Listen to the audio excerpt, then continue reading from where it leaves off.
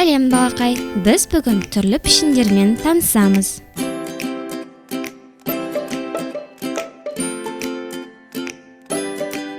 Шеңбер,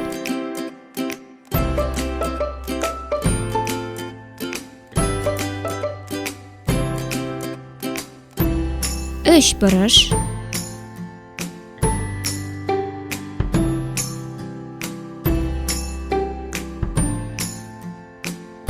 шаршы,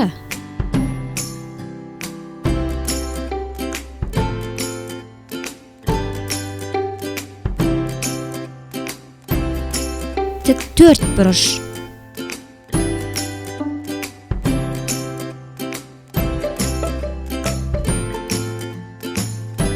ромб,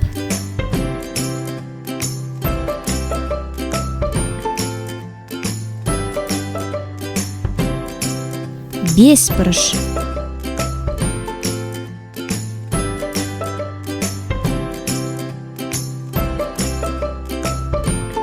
жұлдызша,